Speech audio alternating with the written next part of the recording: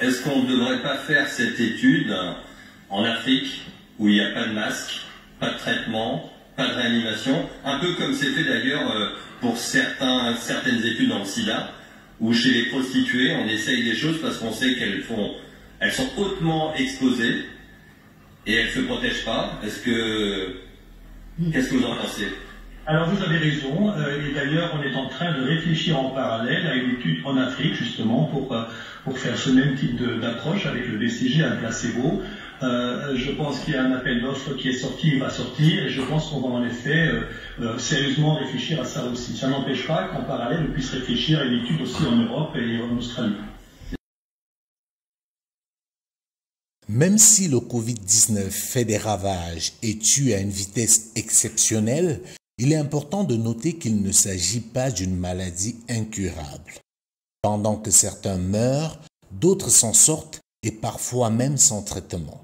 Tout dépend de l'organisme de chacun. Au moment où les batailles et les polémiques autour du traitement de cette pandémie font rage, j'ai envie dans cette chronique de mettre l'Afrique face à ses responsabilités. Quand on dit qu'il faut investir dans la recherche et l'innovation, c'est justement pour des situations comme celle-ci. Aujourd'hui, qui traite le coronavirus devient automatiquement le maître du monde. Depuis plusieurs semaines, c'est la chloroquine comme traitement encourageant qui fait débat dans le monde. Vulgarisé par le professeur français Didier Raoult, qui, rappelons-le, s'est inspiré d'une étude chinoise pour proposer son traitement. Il y a, depuis quelques jours, une solution africaine, venue du docteur béninois Valentin Agong, qui dit soigner le coronavirus à partir de son médicament, la pivirine, qui donne selon lui et certains de ses confrères des résultats plus que satisfaisants. Comme on pouvait s'y attendre, cette découverte n'intéresse pas beaucoup les médias, notamment occidentaux, qui n'en parlent même pas. Et j'ai envie de dire, c'est de bonne guerre. Il ne faut surtout pas donner à penser que la solution pour sauver l'humanité viendra de l'Afrique. C'est pour cela que c'est à nous et à personne d'autre de faire écho du travail du docteur Valentin Agong, qui est l'un des plus grands chercheurs africains dans son domaine. Il a mis sur pied depuis quelques années Apipalu, un médicament naturel et très efficace contre le paludisme qui est déjà commercialisé dans plusieurs pays africains, mais qui malheureusement souffre encore du complexe de certains Africains qui continuent à croire que la solution contre le paludisme, qui est pourtant devenue une maladie exclusivement africaine, doit obligatoirement venir des grands groupes pharmaceutiques occidentaux. C'est donc un chercheur chevronné, aux résultats probants qui parle.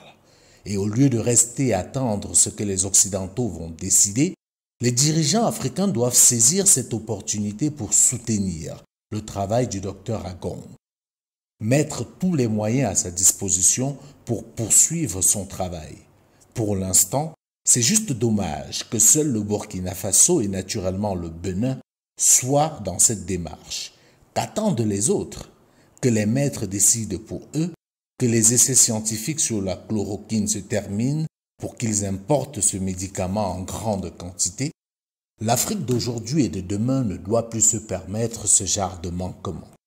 La pharmacopée africaine existe, elle est même très efficace, mais délaissée à elle-même, elle fait l'objet de railleries, de suspicions et par conséquent de manque de considération, alors que l'Afrique dispose paradoxalement de tout ce qu'il faut pour être la pharmacie du monde.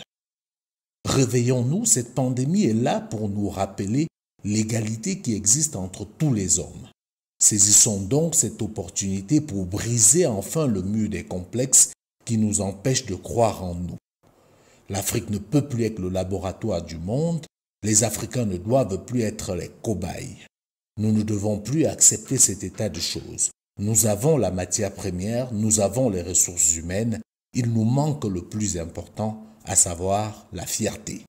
Ne nous laissons pas endormis par des beaux discours sur la solidarité internationale et la communauté de destin. L'idéologie du monde ne changera pas avec le Covid-19, au contraire. Donc, arrêtons d'attendre que les autres trouvent des vaccins pour nous. notamment en ce moment où la démographie galopante de l'Afrique fait peur. Il faut rester extrêmement prudent, surtout quand on sait ce que pensent et disent certains Occidentaux et pas des moindres sur la croissance démographique du continent africain. Il est plus que jamais un temps pour nous de prendre conscience. L'Afrique doit travailler ensemble, faire confiance à ses fils et mettre sur pied une équipe de chercheurs africains constituée des meilleurs spécialistes dans leur domaine pour faire office de commission d'homologation pour le compte de l'Afrique de tout ce qui doit être commercialisé sur le continent africain comme vaccins ou médicaments. Nous sommes dans une jungle où les plus forts mangent les faibles. Arrêtons donc d'attendre la providence. Lèvons-nous, agissons, résistons et restaurons notre dignité.